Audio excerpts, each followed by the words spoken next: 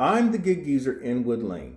And when I'm out there doing my gig hustle, I'm out there to make some money.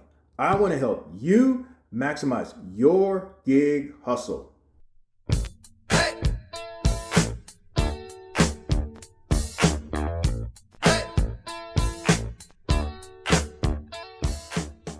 The introduction into my gig geezer video content often declares that I want to help you maximize your gig hustle. So, how can I help you maximize your gig hustle after me making over $330 in roughly 6.5 hours?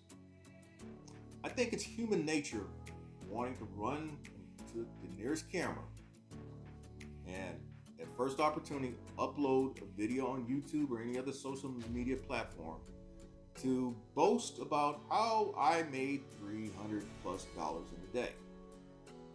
But I actually kind of thought about what I was doing, and I felt that I had to ask myself, well, what is it that can somebody take out of that?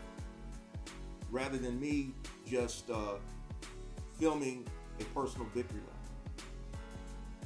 Another thing I want to say before getting off into the subject matter is that I didn't take any ride-along footage with this, but what I do have is the receipts, the actual screenshots of the completed orders from yesterday. So let's get into this. I made exactly $331.58 in roughly right about 6.5 hours yesterday. I am aware on YouTube that there's a driver out there, Kevon Truth, who posted a video a while back in which he tells people how he averages $300 a day working the DoorDash app. Now, I'll go as far as to say that I commented on his video by noting that at least he was honest with what he shared. Now, as for me, what I have shared so far on YouTube and mostly in private is that I average consistently $200 or more a day working multiple apps like DoorDash, Grubhub, Uber Eats, Bite Squad, Instacart, Roadie, and most recently I added Point Pickup. I've also shared that this is accomplished by working in most cases between 6 and 9 hours a day, but those are not 6 to 9 hours consecutively, but that they are divided into two shifts, or what I call half hustles, in which I'll go out for anywhere between 3 and 4.5 hours. And the goal is each half hustle to make $100 or more. For the gig geezer, a $300 or better day is kind of a milestone number, as is for the gig geezer if I make $1,500 a week or more. Now, in the gig economy, all these numbers are really market specific. They're driven by your market. So for someone else, it could be $200 a day as a milestone, or $250 a day as a milestone, or in some cases, $500 in a day is a milestone, as is making $1,000 a week, $1,250 a week, or $2,500 a week. All that means is that, at least in my experience and in my opinion, is that if you hit that milestone, you reach that milestone number, all the dominoes fell into place at that time. So here again is a breakdown of my $300 plus day. DoorDash, $194.89. Grubhub, $61.52. Uber Eats, $20.50. Bite Squad, $26.87. And Point Pickup, $27.81. Again, total was $331.58. And to date, that is my best number in 2021. The previous number was $331.32, and that was accomplished on May 9th. And the breakdown of that day was DoorDash, $9.75, Grubhub, $55.59, Uber Eats, $227.25, and Bite Squad, $38.73. Okay, taking you through the numbers. Now, In the first half hustle, I had a. I'll set this up by saying that I had a catering order, a drive pickup order through DoorDash, and that one was kind of in the middle of the day between 1:30 and 2:30. And so what I had to do was rearrange things by setting up my first block through DoorDash from 10:30 to 12:30, and then if things didn't go the way I thought, from 3 to 4 o'clock. But I don't think I would. In most cases, I probably would not have gone to 3 or 4 o'clock. That said, so I started out at about 10:45 with a point pickup, and that was for $27.81. Upon dropping off that order, I got a Uber Eats notification for $10.05 from Chick-fil-A. Then that order was taking me off near downtown, which is fine for me. I accepted an order on Buy Squad for $7.50. Not what I normally take, but I felt that I needed to keep the ball rolling. And so, because of where the location was, it was kind of just outside of downtown, but heading in a part of the metropolitan area that I normally don't like working or delivering to. I accepted a $6.50 DoorDash order so that I can kind of make it worth my while, but also to keep the numbers rolling. So that was, in my mind, a $14 kind of parlay, mini parlay. Once I dropped off the Buy Squad order, which is the second of the two, I had a $14.07 order from Chipotle. So now I'm at $65 and change going into the drive order. Well, the drive order, I noticed that order was for $799 and it said one item. The thing that kind of had me on edge though was that the order was a drop off at a high school. And it's just my experience that high schools are not even hit and miss. High schools, you tend to set yourself up for not expecting a tip, if at all. But when you do drive orders, you actually know what you're going to make before you even pick up the order. And so when it said confirmed order and the total appeared, I was beyond pleasantly surprised. That order was paying $144.89. Yes. Once I got to the restaurant, they didn't know what was going on, but it took them over 30 minutes before it was ready for delivery. And so it is a policy with DoorDash.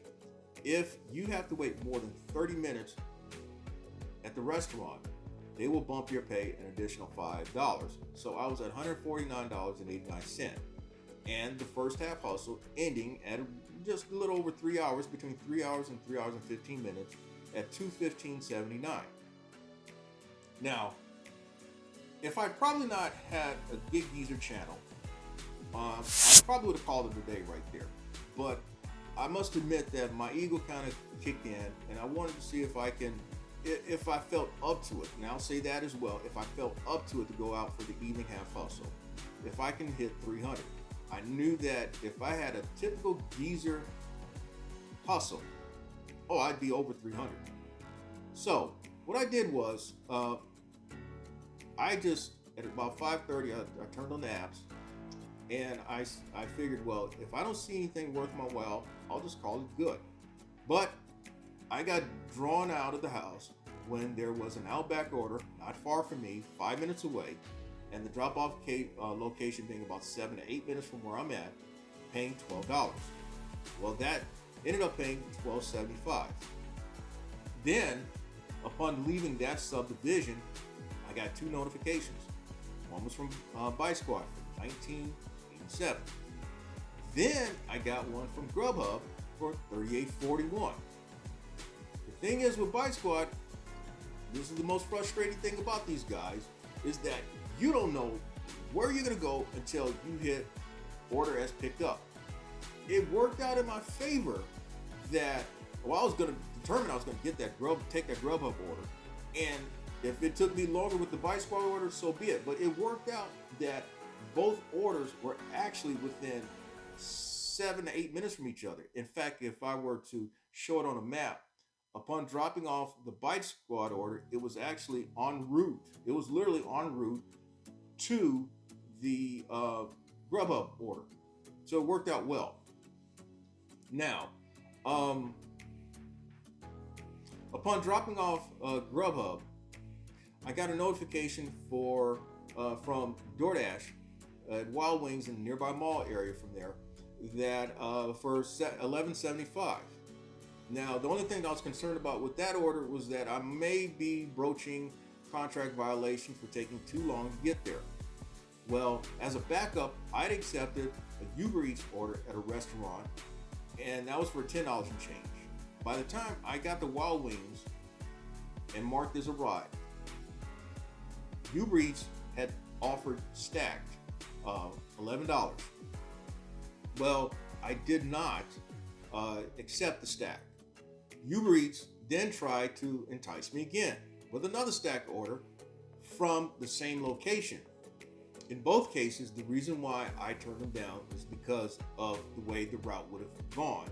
In addition to the DoorDash order taking me to a development subdivision, whichever one you want to use, that normally would take you out of play for a good 15 minutes.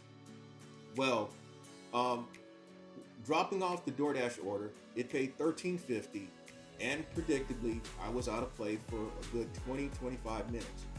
So, 20-25 minutes, that's an eternity. And that can make anyone feel uneasy and antsy. Well, I did get bailed out, and Grubhub, Hooters, it was a respectable order for $9.61, which is about 10 minutes away from the restaurant. Then, after dropping off or getting near the Grubhub drop off, I accepted a Uber Eats, which paid $10.47. And then as I got near about 2 minutes away from that drop off, I got a DoorDash notification, and that order paid $12.25. Altogether, the Gig Geezer's second half hustle was $116.36. Now at this point, I really haven't shared anything that may maximize your gig hustle, but I do have 5 things that upon thinking about matters from yesterday, that I think may help you in your gig hustle. The first thing is that you need to treat your gig hustle as a business. I can't say this enough. You got to treat it as a business. The reason being is that you are a 1099. You're viewed as an independent contractor, meaning that you are your own business person. If you're your own business person, treat this hustle as a business. When you treat it as a business, you're going to make decisions that probably are going to be for your greater good than for your detriment. The next thing that you want to do is set realistic goals. I've heard this for decades now, setting realistic goals.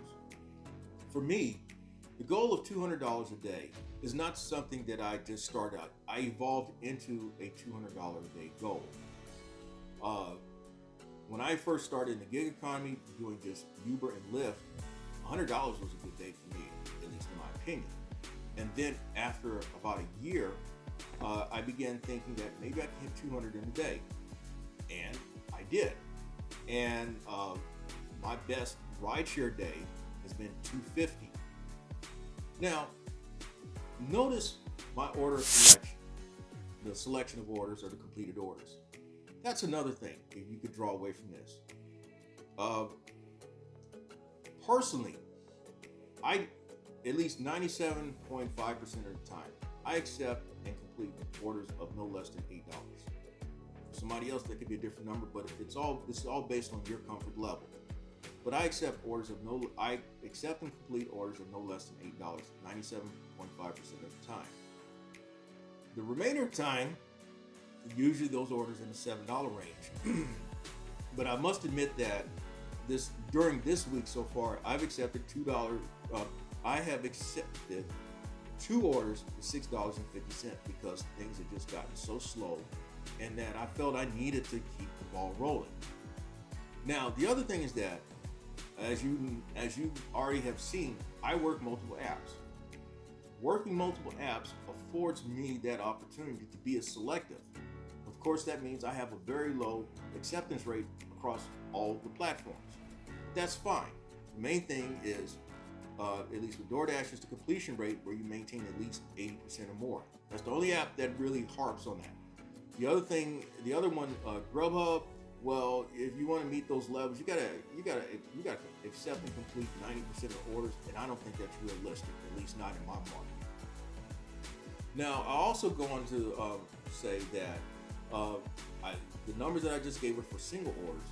Now, for stacked orders, my minimum threshold is $14 to $15. Now, I also employ that dollar a mile thing, but there's some other things that I take into consideration. Whenever I accept orders, I also consider the place. Now, I am not going to accept a $2.50 order, a $6 order, or even a $7 order from a place like Bonefish Grill. I'm not going to do it. I'm not going to accept a $4 order from a Red Lobster. I'm not going to do it because invariably people are paying good money, so invariably I'm expecting to see some of that money as well. Now, I'm talking about order selection. Another thing I think that's worth sharing is that there is no magical formula in attracting higher paying orders. Now, there is some random or there is some theory out there, there's some theory of thinking that with the gig apps, we are nothing more than blips in on their algorithm anyway. And so they understand what our tendencies are anyway. And so it could be that they know what you're going to accept, and so every now and then they'll throw one out there just to keep your interest and all. But I don't know. I cannot say that with any certainty. But there's also the other theory that is that when you first start out, you see a lot of really nice paying orders, and then all of a sudden they start coming. They just stop coming. You're left out to dry. So what do? Now, here's the next point. I believe that what you have to do, especially when things get slow and dead, is that you have to stick to your process, whatever that process is. A part of my sticking to my process is that I have to remind myself often that my goal, first of all, my goal is not so much as really the money, but that I'm going to try to accomplish the goal of completing 8 to 9 orders. Now, it could be if I achieve the goal of $100 or more in that half of the hustle, it could be that I do it on fewer completed orders. That'd be great. But since most days are not the real high points, the goal is 8 to 9 orders, and this is a range of completed orders that should get me where I need to be.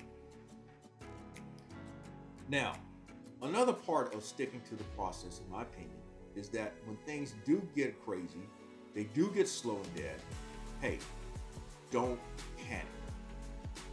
Don't panic. Mind yourself. Stick to the process. I will also add that I do believe that when you do stick to the process, that in most cases, things will and do work out. Now, I have just shared with you 5 points in my experience and in my opinion that I believe that will help you maximize your gig hustle. As motivation,